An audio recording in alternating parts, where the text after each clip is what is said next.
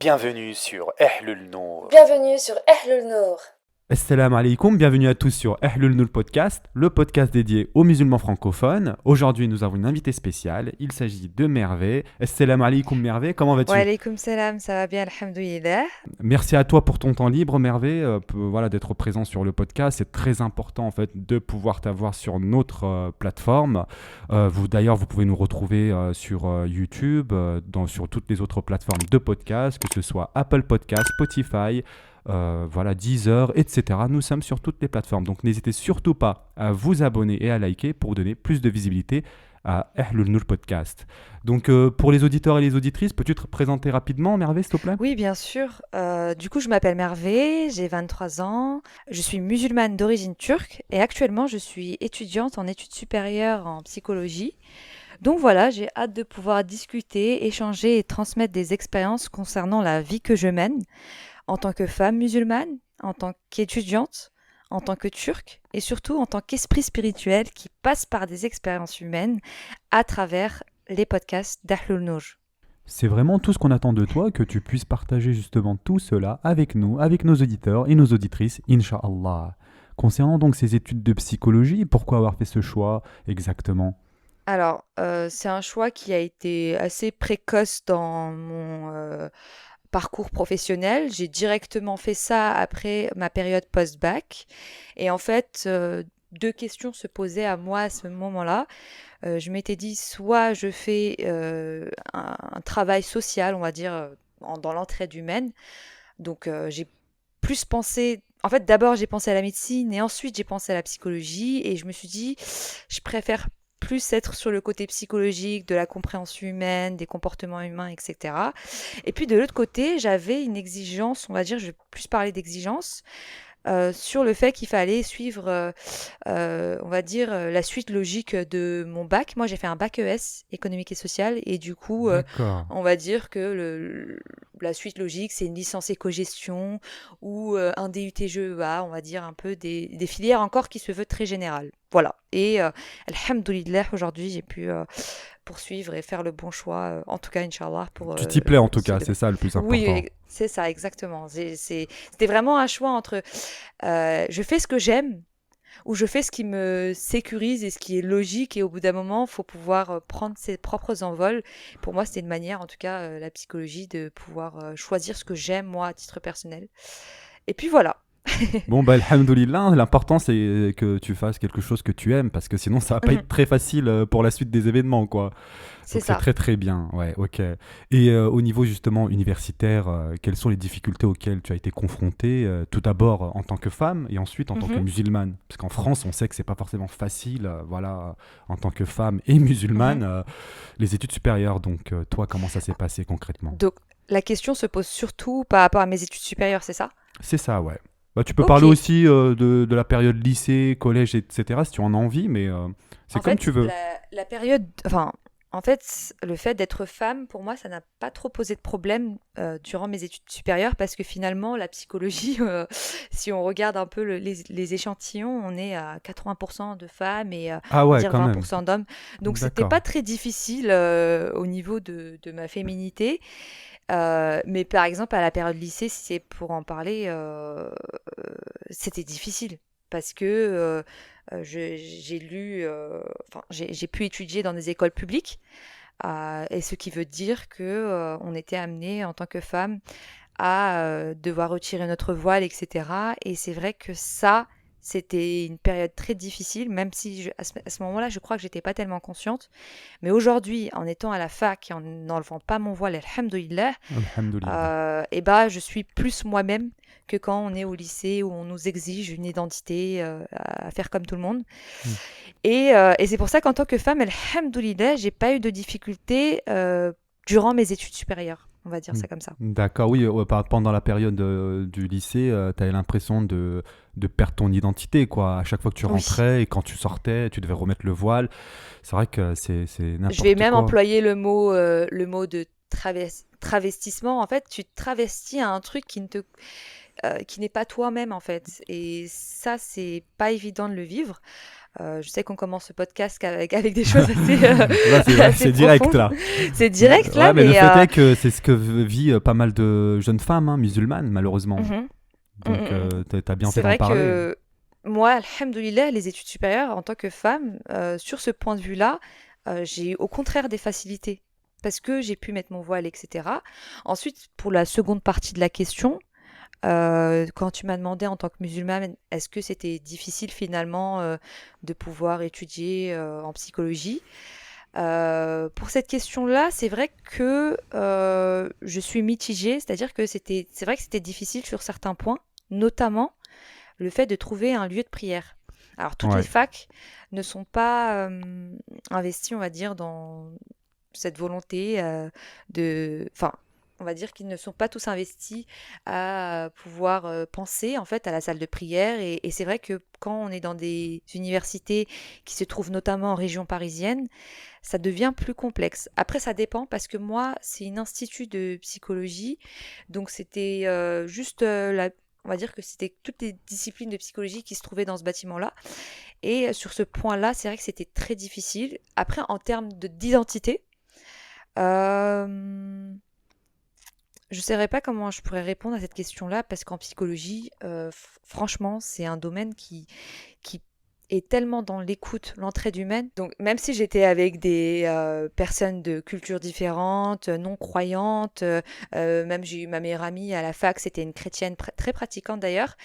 Et ben en fait, on avait un objectif commun, c'était de pouvoir venir en aide avec la psychologie. Et ça, même en tant que camarade et tout, je le sentais, même si on n'était pas encore psychologue, on est tous étudiants dans nos problématiques. J'ai pas trop vécu, voilà, on va dire, je sais pas, les autres domaines, les autres filières où les personnes vivent des choses difficiles, mais c'est vrai que dans ma filière, je sais pas si c'est lié à ma filière, il y avait beaucoup d'entraide, beaucoup de compréhension et de tolérance. Voilà, c'est ça que je cherchais. alhamdoulilah dans ce cas. Et tu disais en fait que Mm. tu portais déjà le voile au lycée. Mhm. C'était vraiment par conviction que tu le portais à cette époque-là ou c'était plus par culture, on va dire, dans la famille, tout le monde voilà, porte le voile, etc. Donc toi aussi, tu Mm. as décidé de porter le voile. C'était vraiment par conviction ou c'était juste par copie? C'est vrai que ça, c'est une très bonne question. En fait, moi, le voile, je l'ai porté depuis collège. Subhanallah, Donc, mashallah. mais est-ce que je l'ai porté avec la même conscience que j'ai aujourd'hui?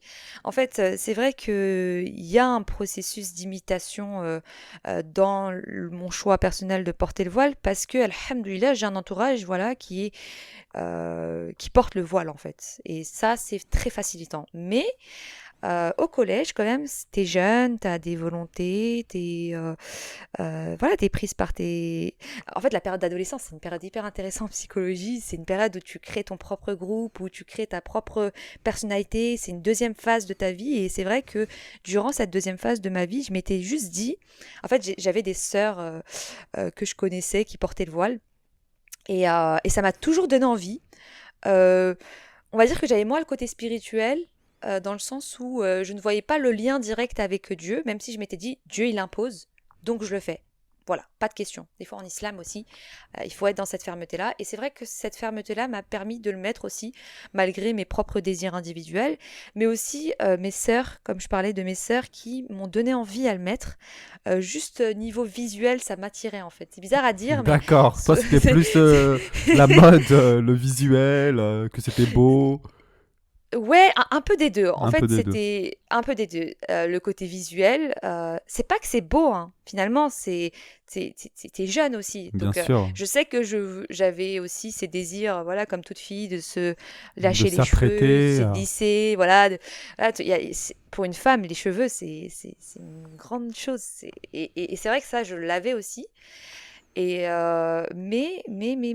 C'est vrai que je m'étais dit, bon, c'est aussi une imposition de ton Seigneur, etc. Donc tu dois le faire.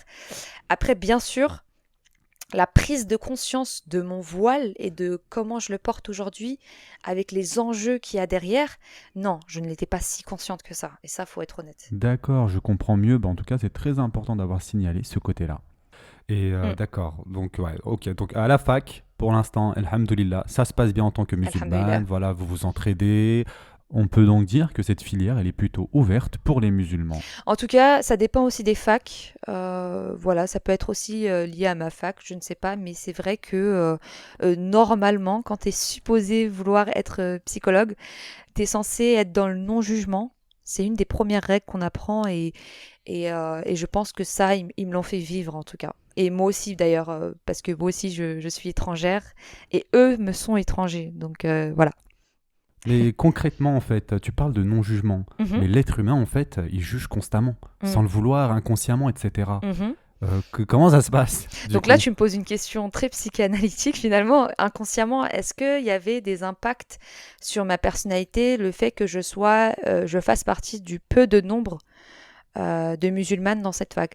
En réalité, oui. Parce que moi, par exemple, je suis quelqu'un de très proactive à l'école, notamment au collège et au lycée. Je me décrirais comme ça, je posais beaucoup de questions.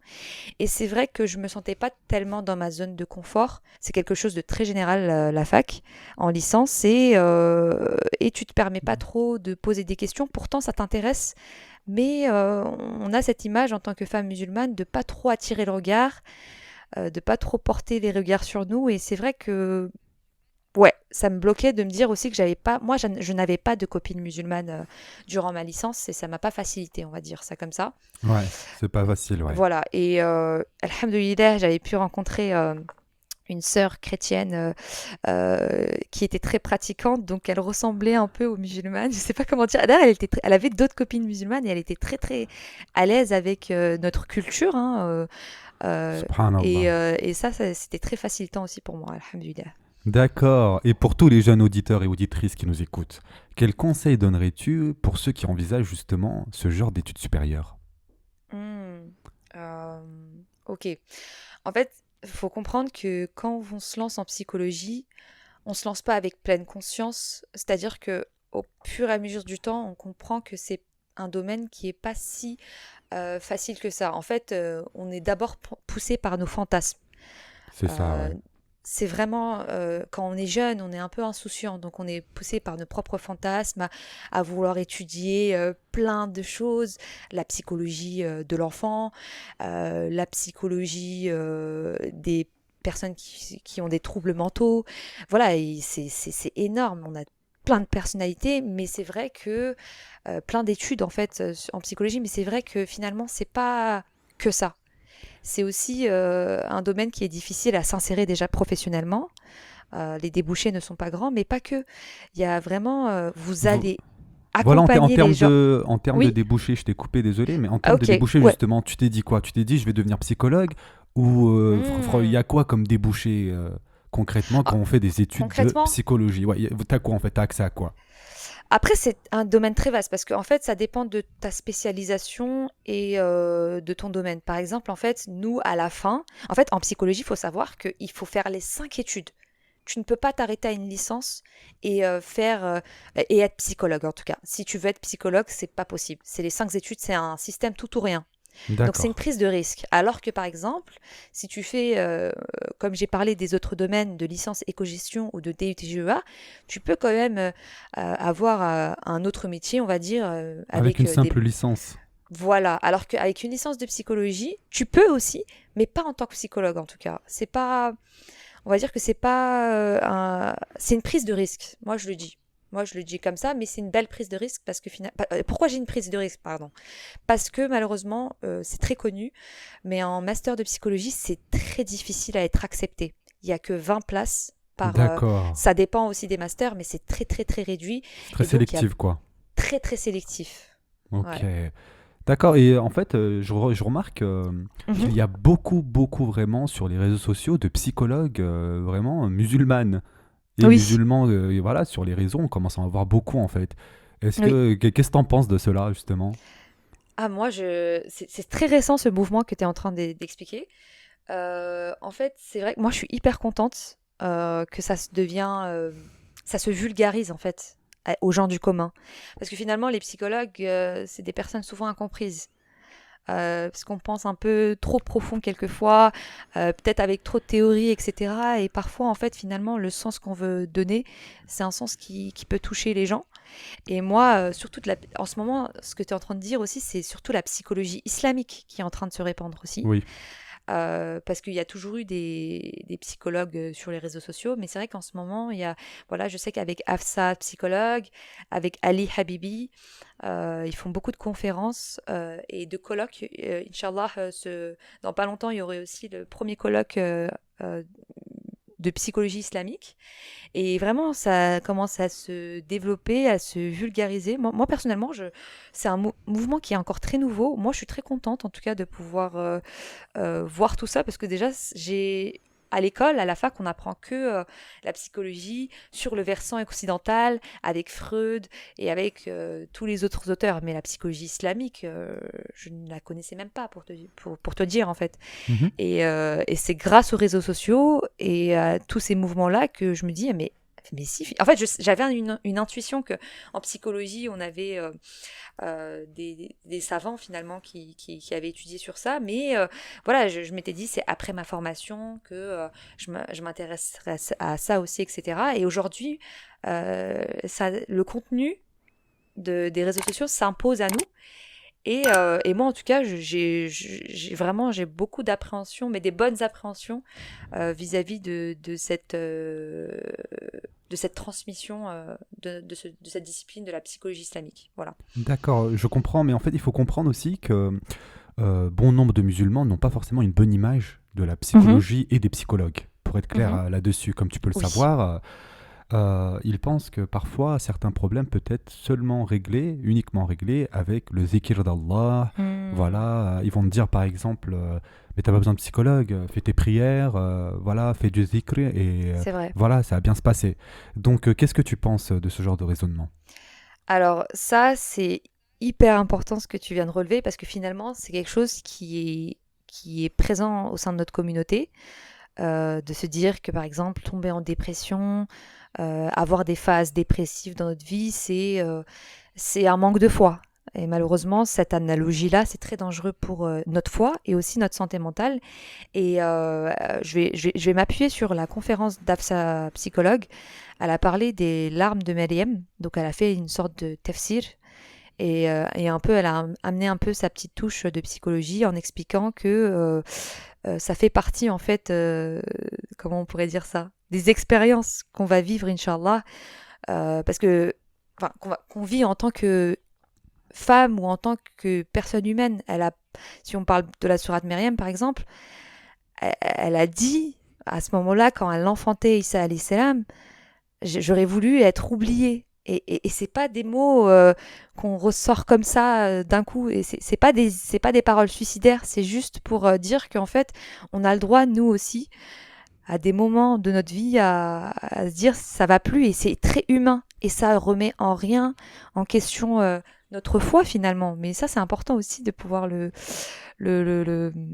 verbaliser et aussi détabouiser. Je pense que c'est ça aussi. Exactement, en fait, ce que tu dis, c'est un peu ce qui s'est passé par rapport à notre prophète sallallahu alayhi wa sallam durant l'année de la tristesse. Mhm. Lorsqu'il a perdu sa femme Khadija radiallahu anha, il a perdu son oncle Abu Talib. Et là, le prophète sallallahu alayhi wa sallam était très triste. Mhm. On a le droit de ressentir de la tristesse. C'est On vrai. a le droit voilà, d'être malheureux, tu vois. On a le droit. Mais ça ne veut pas dire pour autant qu'on doit perdre espoir. C'est L'islam ça. interdit, voilà, c'est cette mentalité voilà, d'avoir perdu tout espoir en Allah Azza wa Jal. Ça, c'est interdit, tu vois. Mhm. Mais c'est vrai qu'on a le droit de consulter en tant que musulman un psychologue parce que parfois, il y a des problèmes qu'on ne peut pas régler simplement avec la prière, avec le zikr. On a besoin de consulter un spécialiste. Et il faut comprendre et expliquer aux gens que en islam, ce n'est pas interdit d'aller Mhm. voir un psychologue. Malheureusement, il y a cette, surtout dans la communauté turque, il y a ce fait de dire ah mais t'es allé voir un psy, non mais ça va pas, tu vois, t'as des problèmes, en gros t'es fou, tu vois, Ouais, c'est vrai. limite tu peux être qualifié de personne qui a perdu la raison parce que t'es allé voir un psychologue pour tes problèmes.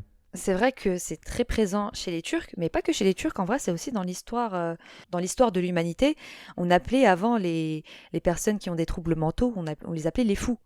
Les hôpitaux psychiatriques, ces services, aujourd'hui on a plein de services, des CMP, des CATTP, tous ces trucs-là, c'est des choses qui ont été développées, on va dire, durant les derniers siècles. Et on les appelait les fous. On avait peur de nous appeler fous. Mais en fait, on n'est pas fou quand on est triste. Quand on perd un membre cher de notre famille et qu'on n'est pas bien pendant des jours, ça arrive, et ben c'est tout à fait normal. Quand on perd un travail et qu'on est super triste à la fin, c'est pas parce qu'on manque de tawakkul, etc. C'est juste que des fois, ça arrive, en fait. Et le professeur OSLM, t'as bien fait de le rappeler, il a perdu sa femme, Khadija, radiallahu anha, et son oncle. C'est deux personnes qui ont été très importantes de sa vie. Avant de recevoir la prophétie, il a connu ces deux personnes-là qui l'ont énormément aidé dans tous ces aspects de sa vie. Et c'est une forte perte finalement pour lui. Donc, c'est aussi, je pense, comprendre le prophète sallallahu alayhi wa sallam, c'est le comprendre certes en tant qu'être spirituel, mais aussi en tant qu'humain. Et ça, j'insiste, je crois que c'est l'intérêt de la psychologie, de pouvoir appuyer sur ce que c'est finalement être humain. D'accord. Donc maintenant, voilà, on s'est pas mal attardé sur le côté mondain. Attardons-nous maintenant sur le côté spirituel, d'accord? D'accord. Donc, quand est-ce que toi, tu as eu ce déclic personnellement et que tu t'es dit, je vais m'intéresser beaucoup plus à ma religion? Ok. Donc ça, c'est une question qui est très importante pour moi parce que j'ai vécu, on va dire, ce déclic. Certes, alhamdoulilah, j'ai toujours vécu dans une famille musulmane. Je me considère être bien entourée. Alhamdoulilah. Mais c'est vrai que malheureusement, on est quand même dans un processus d'imitation. Et c'est vrai que c'est, on va dire, il y a 3 ans, on va dire, où là, je me suis vraiment posé des bonnes questions, notamment sur mes pratiques, mes ibadah, mais aussi mon voile. Ça aussi des afférences ensemble. Et on va dire que la raison, pour l'instant, qui me vient en tête d'un coup, c'est ma copine. Subhanallah. En fait, c'est une copine que j'ai eue toujours de longue date. On avait perdu contact. Et en fait, elle a repris contact avec moi et on a discuté ensemble et elle m'a beaucoup impactée. Elle m'a énormément impactée sur ma vision du monde, sur la manière dont je mets le voile, sur la manière dont je conçois ma religion. Et nous deux, subhanallah, on a vécu cette recherche interne, profonde, spirituelle. Et c'est les fréquentations. C'est vraiment les fréquentations qui m'ont beaucoup aidé à m'intéresser vraiment à ma religion et ça a marqué ça a été un marquant dans ce cheminement spirituel. Effectivement, comme Merve l'a très bien souligné, c'est que les fréquentations et être bien entouré, c'est très très important. Yani, qui sait si elle aurait eu ce déclic si elle avait de mauvaises fréquentations. Yani, c'est vraiment très important d'être bien entouré parce qu'en général, quand on est bien entouré, on est aussi entouré de quoi? De rappels. Et le rappel, bien évidemment, ça marche en fait. Au bout d'un moment, ça marche. À force d'entendre la même chose, sans pour être autant saoulant, tu vois, mais faire un beau rappel de temps en temps, voilà, ça ne coûte rien et ça peut justement changer le cœur de la personne que tu as en face de toi.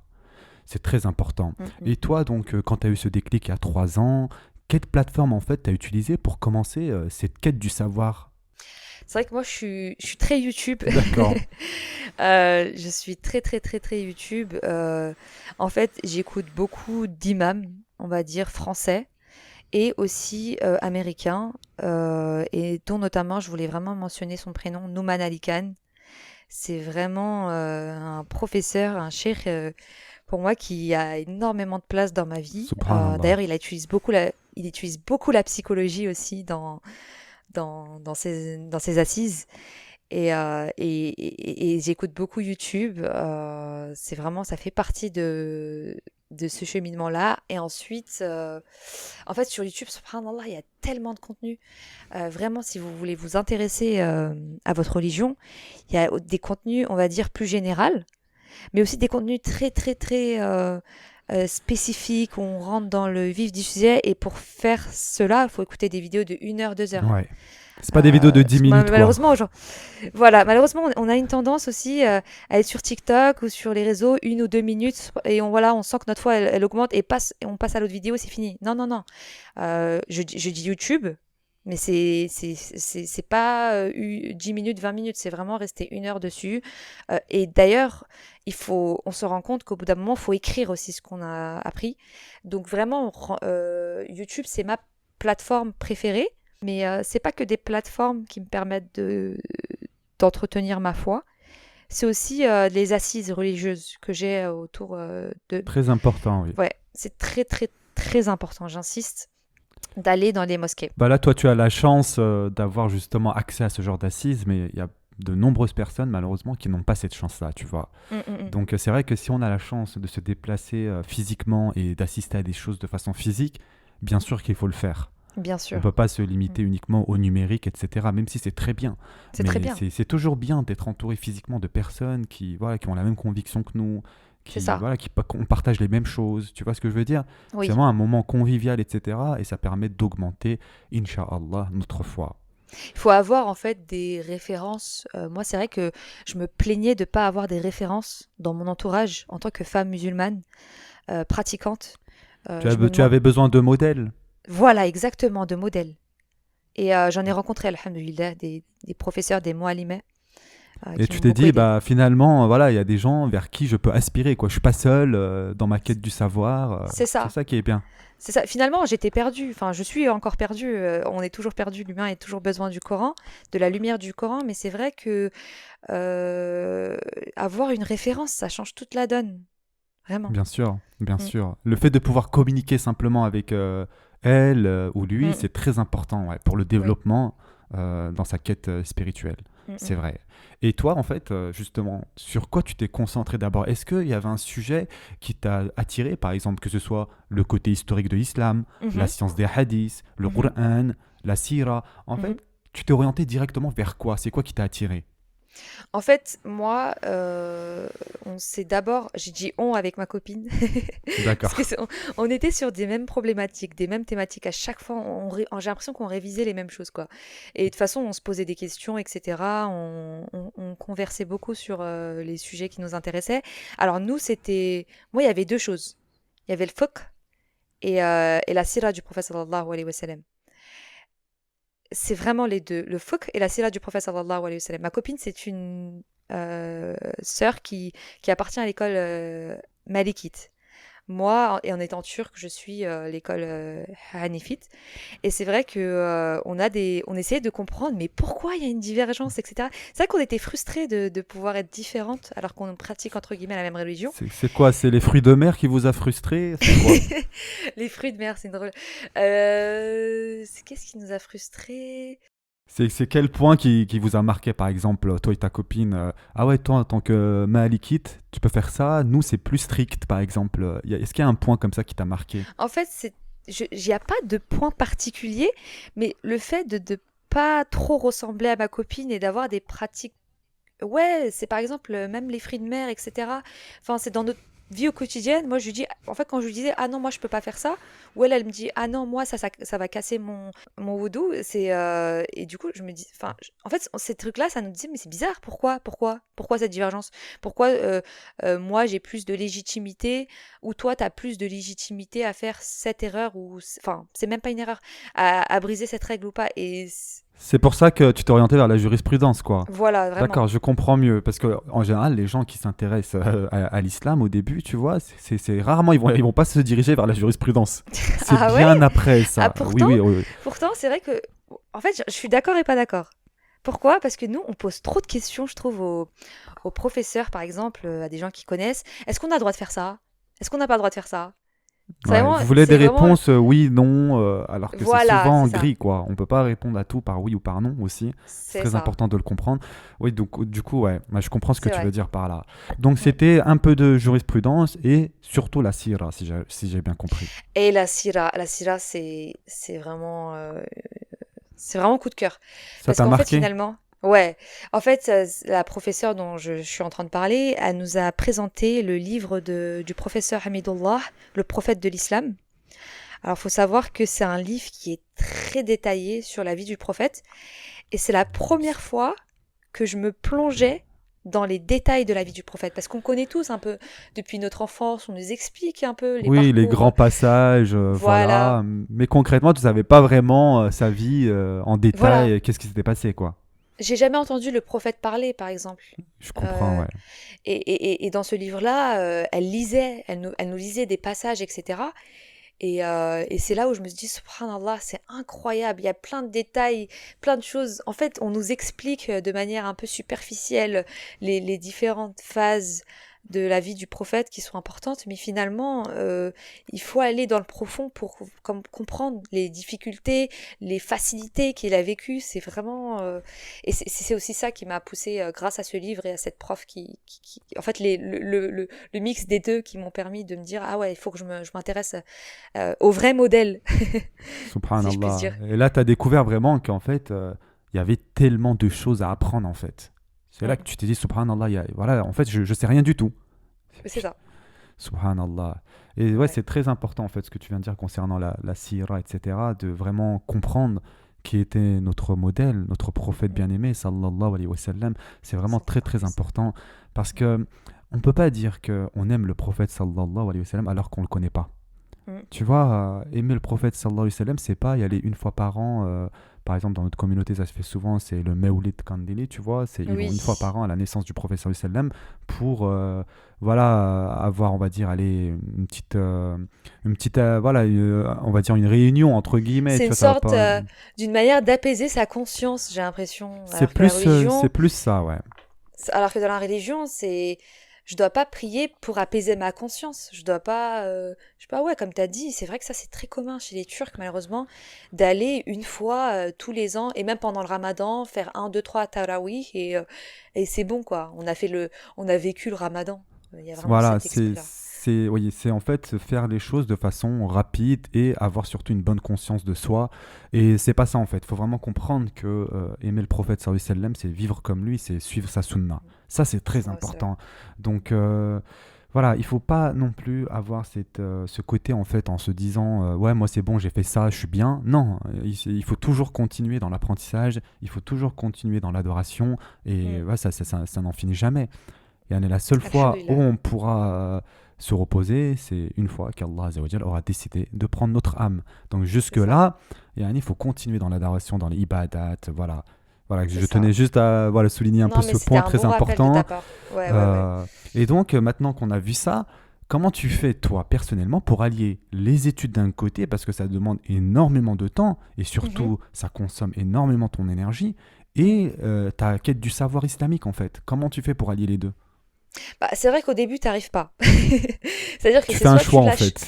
En fait, au début, t'as pas de méthodologie, donc tu lâches soit l'un, soit tu t'investis trop dans la recherche du din, et bah tu commences à oublier les cours, soit tu t'investis trop dans les cours et t'oublies tes recherches et enfin t'oublies de te renseigner sur ton din.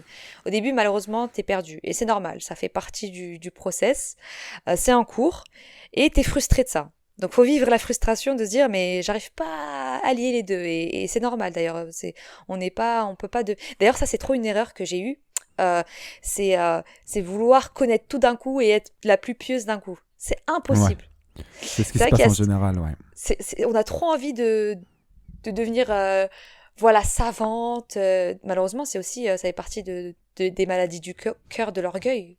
Comment tu veux devenir quelqu'un en si peu de temps et c'est vraiment cette psychologie du fast-food. Comment je pourrais dire ça comme ça? On veut Oui, vite oui, les hein, choses. t'as bien raison. Vraiment, on veut Bah, en vite fait, on est faire les tellement, on choses. vit dans une époque où on a tout de suite, en fait. C'est ça. On n'a pas le temps de se satisfaire, si tu veux. Par exemple, je veux regarder un film, hop, je fais ça. Je veux faire quelque chose, je fais ça. Je veux commander à manger, j'appuie sur un bouton. En fait, on C'est est ça. tellement captivé par cette société de surconsommation qu'on C'est veut ça. tout immédiatement et tout de suite. Voilà, on en perd, en fait, notre savoir et notre façon de vivre, surtout. Ouais. Et c'est vrai que dans la religion, ça marche pas comme ça. Et Pas même dans du les tout. autres aspects de notre vie, mais surtout dans le dîn, si tu veux, quand tu te demandes, ah, mais comment cette personne, elle connaît telle connaissance, elle connaît le Coran par cœur, etc. Bah, on va dire, c'est 10 ans, 20 ans de travail. Et oui, Exactement, c'est du temps investi là-dedans. Mm, mm, mm. Ça s'est pas fait du jour au lendemain en fait. Et oui, il y a Exactement. beaucoup de personnes qui se disent ça. Oh, comment tu fais pour savoir autant de choses? Comment tu fais pour savoir autant de choses? Bah, il faut que tu fasses tes recherches de ton côté. Il faut que tu prennes le temps, tu vois, d'apprendre. Il faut que tu prennes le temps. Il faut que tu donnes le temps surtout à ce genre de choses. Mm. Et il faut que tu laisses faire le temps. Voilà, ça se fait pas du jour au lendemain. Ouais, et c'est vrai que Ça, c'est très même important. on parlait de nos... Nous, on est des humains, donc on a un temps psychique à chaque chose, on a une temporalité à suivre, et c'est vrai que faut accepter aussi nos faiblesses en tant qu'humain. à ne pas connaître tout d'un coup. Moi, c'est vrai que même je me posais des questions sur ma religion. C'est pas, est-ce que c'est, je me posais des questions sur ma foi. Ah ouais, je suis pas bonne, je connais pas tout d'un coup, etc. Même si j'ai envie de cheminer, il y a toujours ce manque de confiance. Et malheureusement, ça, c'est un west-west du shaitan. Il faut faire attention aussi à ça, à se dire, à se dévaloriser aussi. Il faut vraiment faire attention aussi à ces mouvements-là. Et oui, il y a le West-West du Shaitan, bien sûr qu'il est présent et il va faire en sorte à chaque fois de nous éloigner du bon chemin, quoi. À chaque fois qu'on veut en savoir plus, par exemple, sur quelque chose qui va nous rapprocher de notre foi, C'est on ça. va forcément avoir ce West-West en général. Mm, mm, mm. C'est pas systématique, mais en général, on va l'avoir, donc il faut faire très attention à ça et à écouter voilà, son propre cœur et faire attention à son nefs. C'est ça. Maintenant, quel conseil donnerais-tu, par exemple, pour celui qui va en savoir plus sur sa religion? Toi qui es passé par là, Mhm. voilà, tu es jeune encore, je veux en savoir plus sur ma religion, mais j'ai plein d'autres trucs dans ma vie. Quel conseil donnerais-tu vraiment à cette personne-là? Moi, je vais m'appuyer sur le hadith qui dit l'acte le plus aimé auprès d'Allah, c'est l'acte le plus constant. Il faut vraiment commencer par des petits actes, mais qui sont constants. Sinon, ça va jamais marcher. Ça va jamais marcher. Même si c'est une lecture du Coran, une page de Coran à lire par jour, même si c'est une petite action que tu as changée dans ton quotidien, un sourire. Il faut vraiment se dire que il faut une constance. Parce que la foi, malheureusement, on connaît très bien, c'est quelque chose qui vacille finalement. Et nous, on est missionnés de pouvoir entretenir notre foi. Et c'est vraiment, j'insiste sur le côté entretien. C'est pas total, ça se termine pas en fait. C'est toujours en cours. Et quand tu te dis ça, déjà tu te laisses le temps à toi-même. Et en plus, tu commences petit à petit, donc tu suis ton propre rythme. Donc c'est important, ouais. Il y a les deux. Ce qu'elle dit, Merveille, c'est très important, c'est qu'en fait, tout au long de notre vie, notre foi va vaciller en fait. Elle va varier. Il y aura des hauts et il y aura des bas. C'est pas constant en fait. C'est pas voilà constant tout au long de notre vie. Il y a des fois, on va être super pieux, on va être à fond dedans, on va faire nos prières à l'heure. Là, on fait tout le temps nos prières à l'heure, Inch'Allah, c'est ce qu'on espère. Mais voilà, il y a des fois où on n'est pas forcément constant là-dedans. Voilà, on s'éloigne un peu plus, on lit un peu moins le Coran, etc. Ça arrive et c'est normal. Le but, en fait, ce qu'il faut faire, c'est qu'il faut toujours entretenir sa foi. C'est-à-dire, au moins, on se dit, par jour, ok, je vais essayer de me donner tous les jours des objectifs. C'est ça. Je lis au moins une page de Coran. Voilà, mon objectif, c'est au moins une page. Allez, si j'arrive pas à faire ça, une demi-page. Si j'arrive pas à faire ça, 2 versets. Peu importe, se donner des objectifs, en fait.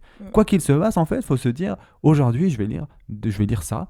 Et je vais faire mes 5 prières quotidiennes, Inch'Allah. Mais aussi, voilà, je vais essayer de faire des prières en plus, surérogatoires, etc. Et se donner des objectifs. Et ne jamais se laisser aller. Par exemple, quand on n'a pas d'objectif, qu'est-ce qui se passe en général? C'est que la personne, elle peut directement tout arrêter. C'est vrai ça. Et ça se fait souvent pour les personnes qui viennent de s'intéresser à la religion, par exemple. Elles vont être à fond dedans pendant 1 semaine, 2 semaines, et d'un coup, elles vont tout arrêter. Tu vois? C'est trop vrai. Il ne faut pas tomber là-dedans, et c'est très important. C'est ça en fait l'idée de suivre son rythme. C'est en fait malheureusement on lâche. En fait c'est comme si on a un pic d'adrénaline et d'un coup ça lâche. Voilà, ouais. C'est vraiment ça. Ouais. En fait, ça, on appelle aussi ça le syndrome du nouveau converti, du reconverti. C'est qu'en fait, par exemple, la personne, elle n'a pas été musulmane pendant des années, et elle veut tout faire d'un coup. Tu vois? Pendant 20 ans, j'étais non-croyant et tout. Maintenant, elle veut tout faire d'un coup. Donc, elle se met à fond dedans. Mais qu'est-ce qui se passe en général? C'est que ça fait un burn-out. Yani, ça va pas loin. Alors que tu veux bien Parce que faire la les personne, choses. en fait, elle est tellement enthousiaste, mais elle veut tout faire d'un coup. Et c'est pas possible. C'est pas possible. Il faut prendre son temps. Tu commences un peu à lire le Coran, tu commences un peu à lire la Sira. Tu peux pas tout faire d'un coup, en fait. C'est ça. Il faut prendre son temps. Yani, cette religion, tu peux pas l'acquérir en 1 semaine, en 1 C'est an. ça. C'est pas aussi simple que ça, en fait. Ouais. C'est sur du long terme. Vraiment, il faut viser le long terme. Et petit à petit, Inch'Allah, avec la bonne intention, ça se fera. C'est ça. Et je donne vraiment ce conseil parce que je l'ai vécu cette période de... Tu t'as bien fait de rappeler ça, mais je l'ai un peu vécu cette période de burn-out, on va dire, où je voulais tellement tout bien faire. Mais en fait, c'est aussi le sentiment de superpuissance. Tu peux pas être super puissant, tu peux pas être dans tous les... t'as tes études, ensuite t'as ta famille, ensuite t'as la religion. Tu peux pas être parfait partout. Parce que tu ne l'étais pas auparavant d'ailleurs. Faut savoir aussi son passé. Et tu suis un rythme. Et ça, moi, j'insiste. Et on fait bien d'en parler dans ce podcast parce que j'ai fait ces erreurs. Et tu m'as demandé c'est quel conseil. Je donnerais celui-là, moi, en premier. Ouais, vraiment prendre son temps et aller Ouais, doucement, mais sûrement. sûrement, c'est ça. D'accord. Maintenant, étant d'origine turque, Oui, que penses-tu de la communauté turque en France de façon générale, hein, vraiment de façon générale? de façon générale. C'est une question générale aussi, hein. Bien sûr, tu peux choisir de répondre comme tu as envie. Alors, qu'est-ce que j'en pense de la communauté turque? Franchement, je vais parler sur le versant culturel et cultuel. C'est-à-dire qu'on est une communauté qui a une forte culture et je pense que on est une communauté qui donne énormément d'importance à nos coutumes, ce qui est très bien d'ailleurs. Moi, je trouve que c'est important de pouvoir.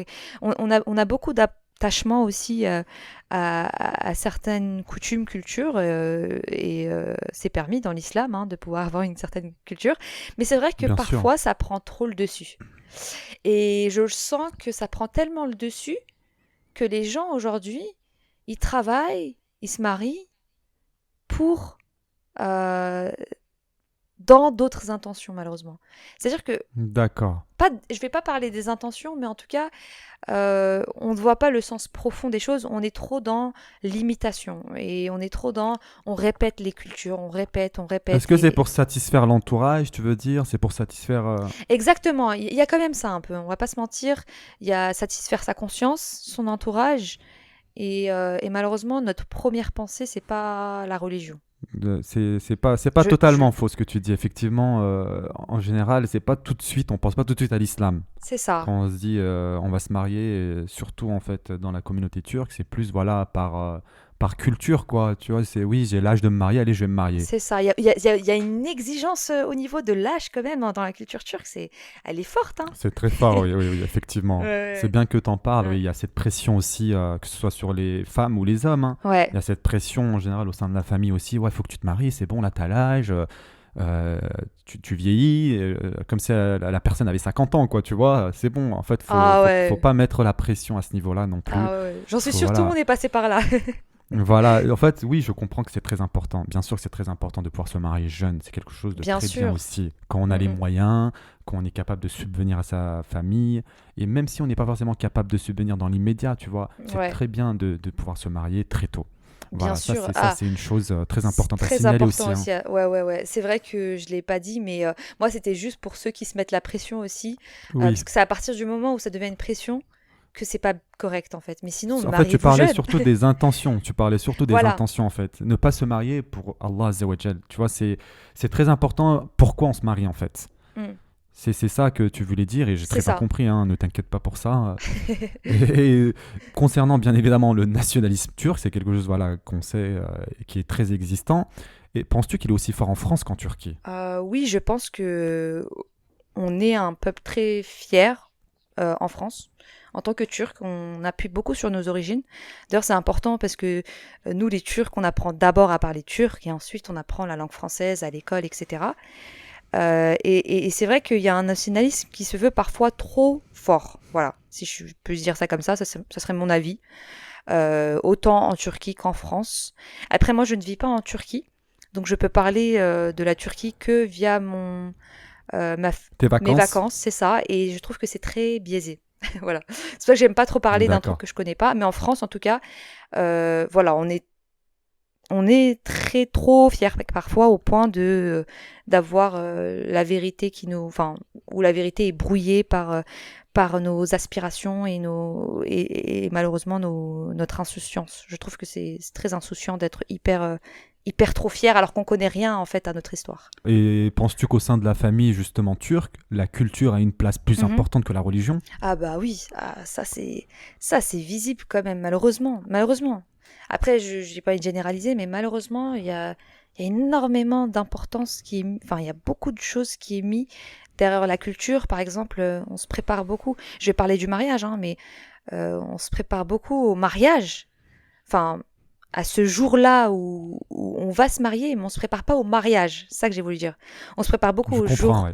mais on se prépare pas au mariage en général. Et malheureusement, ça peut, en ce moment, et ça arrive, il y a de plus en plus de gens qui divorcent, etc., parce que ils ne voient pas le mariage La sur. véritable, oui, la véritable chose en fait. Je Voilà. vois ce que tu veux dire. En fait, Ils se préparent beaucoup plus à la cérémonie de mariage, C'est ça que j'ai voulu dire. à la fête qui va être organisée, et vraiment, c'est des sommes, vraiment des montants exorbitants, hein. Ah oui, Je tiens à le signaler, parfois c'est des 30 000 40 000 € bien sûr. seulement pour la salle de mariage, etc. Oui, Avec tout ce qui va avec, bien sûr. Ensuite, il y a le mehir. Bien sûr, là, c'est devenu quelque chose de totalement absurde, j'ai envie de dire. ouais. Surtout chez la communauté turque. Je sais que dans les autres communautés aussi, ça se fait. Mais par exemple, on demande des 400 grammes Ouais. d'or. Mm. Donc là, ça vaut énormément maintenant, vu le prix de l'or à l'heure actuelle. C'est vraiment énorme. C'est énorme. Donc, il faut envisager maintenant quoi? Des 100 000 € pour se marier? Bah moi, C'est vraiment quelque chose d'absurde, en fait. bah, je vois des familles qui prennent, enfin, qui se mettent en dette en fait finalement, et je trouve que ça se fait pas en fait. Je pense Commencer un mariage avec une dette, bien évidemment que c'est pas la chose idéale. Voilà, on n'essaye pas de comprendre la situation financière du conjoint, etc. Et ça, je ne dis pas que les jeunes, c'est aussi les personnes âgées enfin les parents qui sont aussi derrière C'est ces ça le idéaux. problème, c'est que c'est les parents, entre guillemets, qui vont décider un tant soit peu, hein, quand même, Oui, de la cérémonie, etc. Voilà, et du coup, malheureusement, qu'est-ce qui se passe, c'est que beaucoup de jeunes personnes ne peuvent plus se marier. c'est ça. Franchement, Ça il fait faut le peur. dire cash, dans la communauté, il y a beaucoup de personnes qui n'osent plus se marier parce qu'ils se disent, voilà, je vais me marier, et attends juste la salle, voilà, le repas, ça va me coûter 30 000 €, C'est ça. je fais comment après pour entretenir ma famille, etc. Mm. Donc c'est dommage d'en arriver là. Inch'Allah qu'on prendra conscience qu'il y a des choses beaucoup plus importantes. Mhm.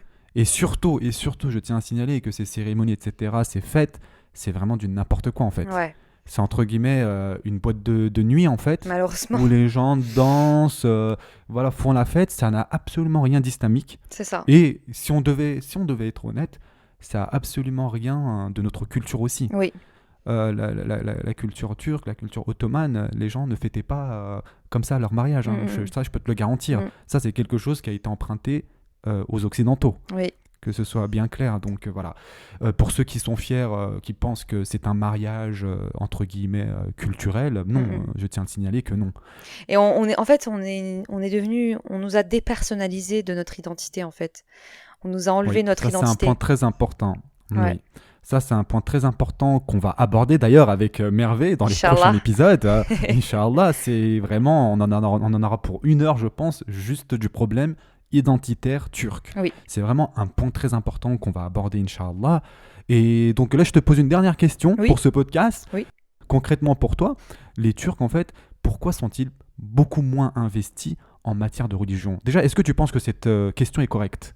En fait, si je venais à comparer la communauté turque et la communauté maghrébine qui se situe en France, la question se situe bien. Je trouve qu'on est moins sachant, on va dire, de la religion sur, par exemple, les questions de fiqh ou même de la sira.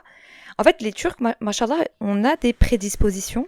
Je dirais ça comme ça. Après, chaque humain est singulier dans sa personne, mais c'est vrai que on a des bonnes choses, c'est-à-dire que on a la facilité à être dans la bienveillance, la bonté, le bon comportement, etc. Bien sûr. Bon, je généralise, hein. Attention, là vraiment, je fais exprès, hein. On rentre dans les caricatures, mais c'est pour comprendre l'idée. Et c'est vrai que quand moi je suis allée en fait, c'est parce que je suis partie dans les mosquées maghrébines et dans les mosquées turques, et je me suis rendu compte que on n'était pas si conscient, si à la recherche profonde, enfin, on n'était pas si conscient et à la recherche profonde de notre religion, alors que quand je m'adressais aussi à une personne qui fait partie des gens du commun de la culture maghrébine, je trouvais que c'était quand même, pour eux, il y avait des questions qui étaient déjà répondues, alors que pour moi, c'était encore tout un nouveau cheminement, et je me sentais en retard. Ça, c'est de ma propre expérience, donc ça peut être biaisé, mais en tout cas, si je le généralise à la culture turque, c'est vrai que même dans les mosquées et tout, j'ai vu cette différence-là. En tout cas, moi, c'est dans les mosquées que je peux dire ça. D'accord. Et voilà. D'accord. En fait, ce que Mervé veut dire ici, pour résumer, hein, c'est que les Turcs, faut comprendre que voilà, en termes de respect envers le Coran, le prophète sallallahu alayhi wa sallam, l'amour, etc., C'est vraiment quelque chose d'incroyable, subhanallah. Mm. Ils n'ont pas de connaissances forcément beaucoup. En fait, je parle vraiment dans un cas général, hein, vraiment de façon générale. Ils vont pas forcément avoir beaucoup de connaissances islamiques, mais subhanallah, le respect vis-à-vis du Coran et le respect vis-à-vis du prophète sallallahu alayhi wa sallam et l'amour vis-à-vis de lui, c'est énorme. C'est vraiment énorme en fait. Par exemple, C'est ça. quand ils vont entendre le nom du prophète sallallahu alayhi wa sallam, ils vont mettre leur main sur le cœur. Ça, c'est pas C'est quelque ça. chose tiré de la sunna, c'est pas quelque chose Oui. que les sahaba faisaient, mais c'est juste en fait, voilà, une façon de montrer leur amour vis-à-vis de notre bien-aimé sallallahu alayhi wa sallam, ou encore le respect vis-à-vis du Coran. Par exemple, vous allez jamais voir un Turc mettre le Coran par terre. Il sera jamais par terre. C'est C'est vrai. pas possible. Dans la communauté turque, et ça vient vraiment de l'Empire ottoman, c'est le respect vis-à-vis du livre d'Allah, azza wa jal, de la parole d'Allah. Mm. Ça montre à quel point en fait ils mettent en valeur ça. Après, est-ce que c'est appliqué dans la vie au quotidien? Pas forcément, mais c'est déjà, comme tu l'as dit, inné en fait. Oui, voilà, je parlais de prédisposition. Merci d'avoir bien résumé ce que j'ai dit. C'était très fidèle à ce que je viens de dire. J'avais eu du mal à décrire en fait cette distinction-là Mais parce j'ai que très bien compris ce que je tu as veux voulu dire. pas, C'est pour ça que... voilà, je veux pas que ça fasse des amalgames. Je veux ni parler mal des Turcs ni de la culture maghrébine. Là, on n'est pas dans le jugement, hein. Franchement, Voilà, c'est ça. le but ici, c'est de faire un point. On n'est pas là pour juger les Turcs, on n'est pas là pour juger les autres communautés. Non, là vraiment, c'est histoire de faire un point, C'est de ça. voir ce qu'il en est. Et peut-être qu'on se trompe, mais de notre point de vue personnel, c'est ce qu'on a pu constater. C'est ça. Voilà, c'est juste Exactement. un constat d'un point de vue personnel. Ce n'est pas une généralité. Voilà, on ne dit pas que c'est comme ça, c'est comme si. Voilà, au cas où, pour les personnes qui penseraient qu'on est dans le jugement, le but de ce podcast, c'est pas de juger. Yani, on n'est pas là C'est pour ça. ça, on est là pour apprendre, on est là pour se développer, on est là pour, voilà... Partager des expériences Partager- personnelles, subjectives. Exactement, Subjectif. vraiment, vraiment essayer d'avancer ensemble. C'est ça. Et Inch'Allah que ça sera le cas. Donc voilà, je pense que pour ce premier épisode avec Mervé, c'était vraiment... c'était très bien, on a un peu parlé de tout. Mervé, elle s'est très bien présentée pour moi. Voilà, vous savez à peu près à qui vous avez affaire, son background en tout cas. Donc dans les prochains épisodes comme ça, vous saurez qui est Mervé, Inch'Allah. Pour ceux voilà, qui veulent en savoir plus, donc n'hésitez surtout pas à vous abonner à la chaîne YouTube, mais aussi aux différentes plateformes de podcast, que ce soit sur Apple Podcasts, Spotify, Deezer, etc. Cela va permettre d'avoir plus de visibilité et donc cela va permettre à un plus grand nombre d'avoir accès à Ahlul Nour, Inch'Allah. Inch'Allah. En tout cas, je tiens à te remercier Mervé encore une fois pour ta présence sur le podcast. J'espère te revoir très prochainement. Merci à toi surtout.